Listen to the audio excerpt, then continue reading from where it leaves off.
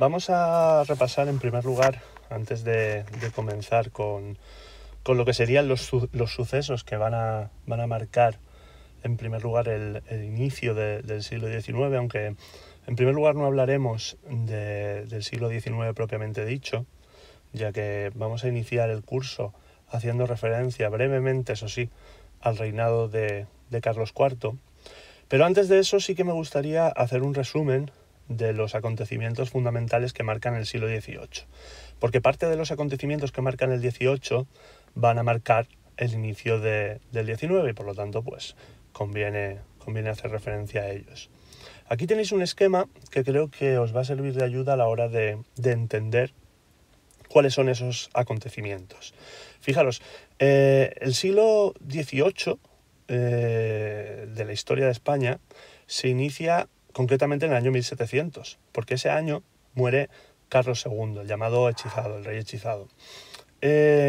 Carlos II desde bien pequeñito se mostró débil, se mostró enfermo y nadie dudaba de que su reinado iba a ser corto, y así efectivamente fue. Pero lo que nadie esperaba es que la muerte del rey derivara en una guerra, y eso fue lo que ocurrió. Fue la denominada guerra de sucesión. ¿Qué es la guerra de sucesión? La guerra de sucesión es un conflicto por ver quién se hace con la corona de España. Hay dos dinastías, dos casas reales enfrentadas para conseguir dicha corona. Por un lado, los Austrias, que son los que hasta ese momento habían reinado, la casa real, la dinastía que hasta ese momento había reinado en España, y por otro, los Borbones. Al frente de los Austrias se sitúa el archiduque Carlos, que va a contar con el apoyo de la corona de Aragón. Recordad que España estaba dividida en reinos, y por parte de una serie de países extranjeros, obviamente dentro de la órbita de los Austrias o favorables a que fueran los Austrias quienes gobernaran en España, quienes continuaran, mejor dicho, gobernando en España. En el caso de la otra dinastía, la otra casa enfrentada, pues eran los Borbones, con Felipe d'Anjou a la cabeza y con el apoyo de la Francia de Luis XIV, del Rey Sol, uno de los monarcas clave a la hora de entender la irrupción del llamado absolutismo monárquico. El absolutismo monárquico es un concepto que viene a decir que el rey es rey por derecho divino. Y en España, el apoyo de la corona de Castilla. La guerra de sucesión es un conflicto que llega hasta 1714 y que se resuelve con un tratado de paz, el llamado Tratado de Utrecht. Este tratado, una de las consecuencias fundamentales que trae es la instauración de una nueva dinastía reinante en España, que será la dinastía de los Borbones, una dinastía que, como todos sabéis, continúa reinando en el país. Pero no solo esta es la única consecuencia, sino que hay más. El primer rey Borbón será Felipe V, es decir, Felipe d'Anjou, que reinará hasta 1746, y la principal medida que viene a desarrollar son los decretos de nueva planta. ¿Qué son los decretos de nueva planta? Bueno, los reinos, sobre todo los reinos de la corona de Aragón, tenían fueros, ¿vale? Los fueros eran una serie de derechos a nivel político y a nivel hacendístico, es decir, a nivel del cobro de impuestos, que poseían los reinos de la corona de Aragón. Pues bien, como los reinos de la corona de Aragón durante la guerra de sucesión apoyaron al archiduque Carlos, Felipe V, como castigo, pues suprime los fueros y todas las instituciones autónomas, iba a decir autonómicas, no, autónomas de la corona de Aragón. Esto supone que toda la política del reino se centraliza, se castellaniza, podríamos decir. Desaparecen el resto de lenguas, el castellano se convierte en la única lengua oficial, todas las instituciones son las propias pasan a ser las propias de la corona de Castilla, y se viene a desarrollar un fenómeno de centralización, como ya digo, y de control férreo por parte de instituciones militares.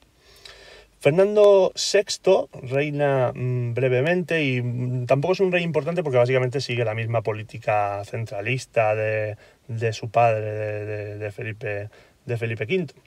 Un rey que sí que nos interesa es Carlos III. Carlos III es si Felipe V es el ejemplo, digamos, de lo que sería un monarca absoluto, en el caso de España, Carlos III va a ser el ejemplo número 1 de lo que sería un rey favorable del llamado despotismo ilustrado.